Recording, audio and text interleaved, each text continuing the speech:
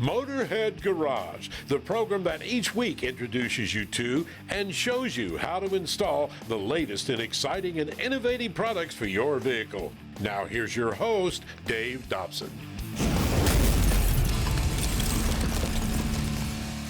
Hey there, this is Motorhead Garage presented by DragonfireTools.com. Today's vehicles are amazing. They're essentially rolling computers. There's all kinds of electronics in these things, and of course that means a lot more wiring, Matt. And now you've spent years and years in the automotive business.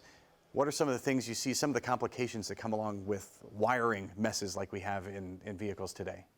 Today's vehicles are just a wonderful place for actually mice to actually look for. And you know, with all of the major wiring harnesses and the engine covers and the insulation and padding, it's all building materials and safe hiding spaces for the rodents to get away from the cats and the birds and tuck themselves up inside today's vehicles. And the problem's not just the nesting, they chew on stuff. They chew on wiring especially. And why do they do that? Well, they're constantly teething. So they're actually, the teeth are growing, they're aggravated like a baby is when they're teething. So they're looking for the closest thing. The harnesses are actually hidden by engine covers. That's where they are hiding. And there's people that say that the soy-based wiring is actually inviting. So they need it and it tastes great to them. So you've solved the problem though, with those mice burrowing in there. It's called Mouseblocker. How does it work? So what we do is we take the nice, comfortable, warm engine compartment and we actually make it violent. So these units actually install under the hood and they shake that space up with super powerful ultrasonic sounds and vibrations so the rodents don't feel comfortable. And so if they don't feel comfortable and safe, they're just gonna move on. And so it's not harmful to the mouse actually. So if you love your cars and you love animals, this is the thing for you. This is not harmful. So there's no poisons or chemicals or anything like that. This is just a rumbling in their stomach, in their insides, in a fashion that they cannot stand for an extended period of time. And if you have it in your vehicle and your vehicle's running, you're not going to hear it anyway. You're not going to hear it anyways because it's going to be contained to the space under the hood. When you start the vehicle, this automatically goes to sleep. So the 12-volt one wires right to the battery. You start the car, this turns itself off. You park the car at night, this comes to life to protect it while it's sitting. So let's talk about the specific models you have here. We talked about the daily driver. So if I want to have this in my vehicle, you can have it in full time, right? Yeah, like this you put in and it goes to work and it turns itself on and off.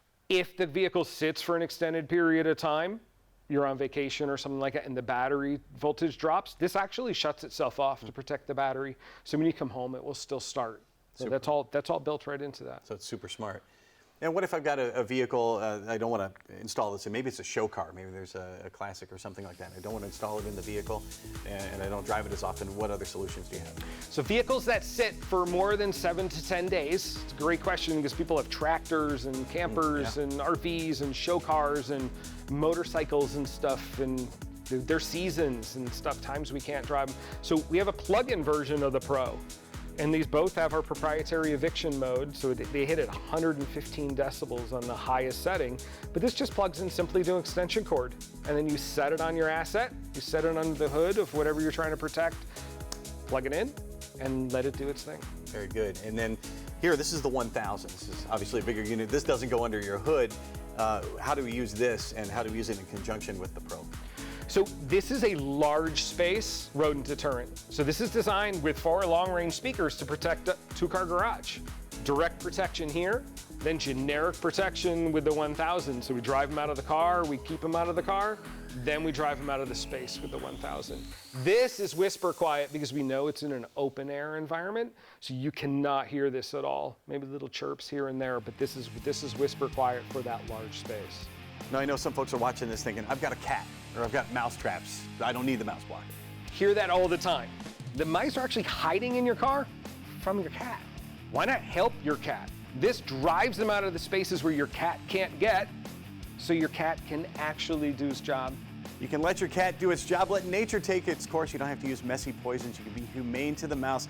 Get them out of your vehicle with a simple insurance policy. You can find it at mouseblocker.com. We'll return with more Motorhead Garage presented by DragonfireTools.com right after this, so keep it right here. Motorhead Garage, presented by DragonfireTools.com, is brought to you by RockAuto.com. All the parts your car will ever need. Campbell's CustomCare.com, home of the Dawn Detail Spray. And by PaintedAutoBodyParts.com, the leading U.S. auto body parts online store. This is Motorhead Garage presented by DragonfireTools.com. You know, I always say that the tire is the unsung hero of any vehicle. Your tire goes bad, you have a bad day, you're dead in the water. And the valve stem, Neil, is the Achilles heel of the tire itself. It can go bad in so many ways. What can go wrong? Well, it can get knocked out from a rock, from a stick, from various things on the trail with your ATVs on the farm. The same thing can occur. The sun is probably the biggest enemy to your tire valves from rot. They'll just break off, and then you've got to go change the whole thing. Now, how did your family experience trouble with the valve stem firsthand? Well, Colby, my grandson, who I named the valve stem after, races ATVs. And he knocked one out one weekend, ruined his weekend. As you know, part of those wheels have a 24-bolt pattern for the bead locks. And it was just impossible for them, in the condition they were in, to change that valve stem in it.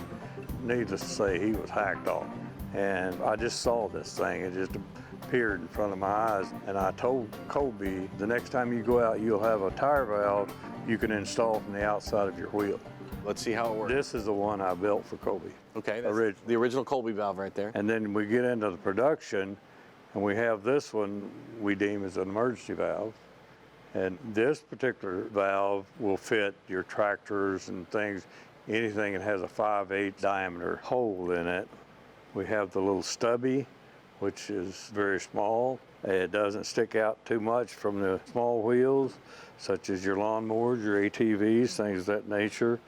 We have what we call the permanent valve, which I think is the best for overall purpose. We do have an aluminum version, anodized in the black, another permanent valve. These are all considered as permanent valves. This is what we call emergency valve. All right. It can be installed without a wrench. Ideally, this is a good product to have in your toolbox at all times. Just like Band-Aids or anything else. Sure, it's a Band-Aid for your tire. It may not be your tire, it may be your buddy's. Right. We find people using them, and they'll equip the entire vehicle, especially in the ATV, UTV, with them to begin with. They'll just use them exclusively. Well, how much stronger is this than a stock valve? We advertise it to be 20 times stronger. It failed in lab tests on pressure to 3,100 pounds. And we know it's going to last because this is your prototype. How long did that last in your vehicle? 41,000 miles in a front end of an F-150. Unreal. You have the emergency valves. How many folks are actually using the permanent ones right off the bat when they get new tires? In our shop and what we see sell online, the emergency does outsell the permanent because they can use the emergency for a permanent. It's not necessarily just for an emergency. It can be left in the tire. All right, well, let's see how the emergency one works. How confident are we that this is going to work? Well, Colby, we have a perfectly good tire here. Go ahead and take the valve stem right off here. There's no turning back now once we get this thing off. All right, that can happen to anybody on the trail. What are you doing there? I'm having to knock the rest of the valve stem back into the wheel just because where we cut it, it wasn't able to get the whole valve stem out of the wheel. Okay, so once you knock it in, then you take your Colby valve. Take your Colby valve. Basically, I've always told people you put it in the wheel just like an old John boat plug. After you insert the valve stem into the wheel, make sure the rubber's flush with the face of the wheel. You just simply start tightening it down. And that makes the rubber seal expand in there. And as it expands, it just tightens itself into the wheel. And it starts showing the threads and the valve core and everything you need to put air back into the tire. And your valve stem is good to go. Just add air. Very cool. Thank you, Colby. And if you want to find the Colby valve for yourself, go to Amazon, go to colbyvalve.com, pick one up, carry it in your toolbox all the time because you never know when you're going to need it. And you can find more Motorhead Garage presented by DragonfireTools.com just around the corner. And oh, don't forget, Motorhead of the Week coming up. Motorhead Garage, presented by DragonfireTools.com, coming to you from the Campbell's Custom Care Studio.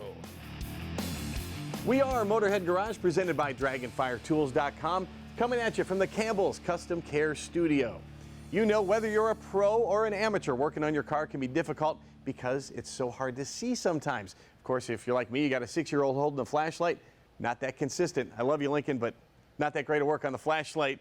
And it's always a never-ending struggle to get the light where you need it, Kevin, but you fix that with Goose Grip. How'd you do it? Absolutely. The very first light that we made is called the Goose Grip Mechanics Work Light. It uses a vacuum suction plate on a long bendable gooseneck with a LED light stick at the end and a very, very special swivel.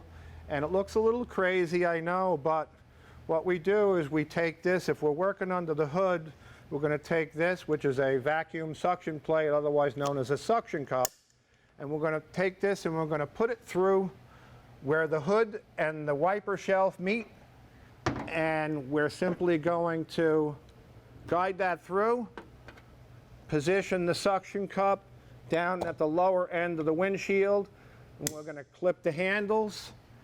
And now you can take this and you can bend it however you want. I'm going to take the Milwaukee battery and we're going to insert that. Now we're going to turn the light on, and you get to position it however you want. If you're doing an alternator or power steering or anything down below the height of the engine, just position it where you want. And now you can work with both your hands. You don't have to worry about a light falling. It'll stay wherever you put it. Everything is custom made. It doesn't break. It's really the definition of rugged. Everything is steel, stainless steel, and 6061 aluminum. The light stick is 100% waterproof to 28 feet. Not that you'd put it under the water. We have another light. This is called the Goose Grip Super Articulating Chassis Light. And it uses the same design of a M12 battery in a housing and a gooseneck. It's a little shorter because you don't need all of that length under a car. And you can simply take the battery and insert it in this light. And now if you're under the car, you can clip this to an exhaust pipe or a bracket or a control arm or the frame rail, anything irregular. And under the car, it wouldn't matter because it'll leave a mark, its teeth. But under a car on an exhaust pipe would be acceptable. You couldn't use this under the hood because you're going to leave teeth marks. We're used to the traditional hood light that hangs across the top of the hood, and you've addressed that as well for folks that like to work with that sort of light. You can also use this as sort of a backup. Maybe you want to use this in concert with one of those lights as well. Hood lights have been around for a really long time, and they're usually about 4 or 5 pounds, and they have the big springs that hold on the edge of the hood. Like I said, 4 pounds, a lot of them. This is the Goose Grip 39-inch stick light, and this weighs 7.5 ounces. And you've put a couple of magnetic loops up there already. And, absolutely. That's all you need to do. And so, okay, you just slide it through, and now you have this light right here. And I'm going to use the portable version of the battery pack. I call it the Buffalo. And this will stick, of course, to any metal. We could actually put it on the hood and plug it in. And now you have 3,600 lumens of overhead lighting, just like a hood light. Goose Grip's got you covered whether you're working under the hood or under the vehicle. Find all of it at goosegrip.com. And find more Motorhead Garage presented by DragonfireTools.com right after this. Motorhead Garage, presented by DragonfireTools.com. Industrial workbenches with integrated tool storage. And brought to you by Amsoil, the first in synthetics. Shock Therapy, ride your way. Custom Auto Sound, the originator of classic car OEM fit radios since 1977. And by Priority Tire, moving with you. Thanks for cruising along with us here at Motorhead Garage, presented by DragonfireTools.com. Now, you know, a lot of folks have carbureted engines, but they want to go to fuel injection. But they don't do it because they're afraid it's going to be too expensive and mostly too complicated to put in. But at FiTech, Bryce, you guys have changed that. How have you simplified the whole process? All right, the big thing with converting over to fuel injection now is we've made an EFI system the size of a carburetor. It looks like a carburetor. Everything's built in, including the computer and a majority of the sensors. With doing that, wiring's so much easier. It's 4 wires to hook up. You just got battery, key, fuel pump, and a tact signal. From there, there's 2 off-board sensors. We give you the oxygen sensor, the coolant temperature sensor, even revisions to install them. So it's everything you need in one box. You drop it on your 4-barrel intake, and you're ready to go. I noticed the bolt positions, those are the same as stock would be for a carbureted system? It's designed to bolt onto any 4-barrel intake, so whether it's the 4150 or the Carter flange, it'll bolt right on. And of course, it looks like a carburetor, and mostly the idea is to keep the spirit of the vehicle that you're putting it on, but also the clearances stay the same then when you put the hat on top. Yes. So the height's the same as a carburetor, the linkage is the same as a carburetor, so once you hook everything up to it, put an air cleaner on it, no one knows. So, okay, you're mechanically inclined, you can put this on in a day. Yeah. Now, maybe you're not so adept at computers. How complicated is it to tune? So to set up the system, first of all, it's a self-learning system. So there's really not much tuning for the end user. But to get it set up, we provide the handheld tuner with it. There's a menu that you want to go through when you first set up that tells the system how many cylinders is the engine, how many cubic inches is the engine, what is the idle speed, what is the rev limit, and then cam selection. The cam selection is a 1 through 4 option. 1 would be a stock cam, 4 would be a race cam. So if you're somewhere in between the two, you can take kind of a stab at it. From there, let the system tune. It'll eventually tune itself to where it needs to be, and then optimizes the system to run on your engine. And of course, you can disconnect this when you're done, throw it in your glove compartment. But you said a lot of folks that are using this are actually keeping it on the dash. What can it be used for besides setting that tune? Yeah, so we provide a handheld mount that allows you to hold it up on the dash for you. And from there, you can display large gauges. So anything the system's reading, like the RPM or the coolant temperature, you can display nice and large on the handheld controller. So a lot cheaper than buying a whole new gauge set. Absolutely. And we covered how easy it is to install. How reliable is the system once it's in my car? The systems are very reliable. So reliable that we're actually offering a 3-year warranty now on the systems. So if anything goes wrong within it, give us a call. We're going to be there. We're going to help you out. We're going to cover the system 3 years. With that said, all of the components as far as the sensors are over-the-counter OEM parts, which are available anywhere. So serviceability is completely there, and it should be a trusted product. Incredible serviceability, amazing reliability, a 3-year warranty, and this is going to take your vehicle to the next level. You can find them at FiTechEFI.com.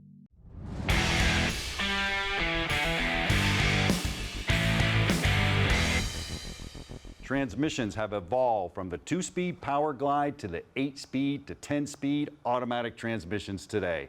Welcome to this Amsoil Tech Tip. Well, how did that all happen? It's all about the valve bodies, my friends. It causes the shifts. What is it and how does it work? Well, you can see it right here. It actually has a bunch of valves located in there. Shift valves, modulator valves, reverse valves, manual valves, everything that's directing that fluid to different chambers to make it happen. Here's one right here, and you can see all these passages right here, all these nooks and crannies cause that fluid to run around and go into the transmission at different points to achieve the different shifts. We're talking about shift solenoids right here. Those cause different shifts, 1, 2, 3, 4. This is a pressure control solenoid. Now all these solenoids and valves, they make the shift happen. Now Lynn, could you explain how this chart works? This is how it actually happens. I think if you can understand that, you can land on the moon. Absolutely. It's a complex machine, but it all starts here at the pump, and then it goes through all those passages to make the shift happen. That's good enough, Len. But a little bit earlier, I actually measured this. This is a manual valve, and your shift's connected to it, and you move it back and forth. I measured it with this vernier caliper here from the inside and the out, Len, and I have a little bit of thousandths, not too much play in there, and fluid has to make those valves move. How does that happen? That space that you're talking about, I mean, that's less than a sheet of paper. So there's not a lot of room for anything but the fluid. So the fluid has to remain fluid. So we're talking about detergency. We don't want to have buildup. We don't want to have varnish or any type of depositing in there, or it can create sticking. Now I see that a lot. These things get varnished up, the fluid's in there too long, you might have shift problems. It may be just as simple as changing your fluid or maintaining your fluid. Check them out on the website at amsoil.com.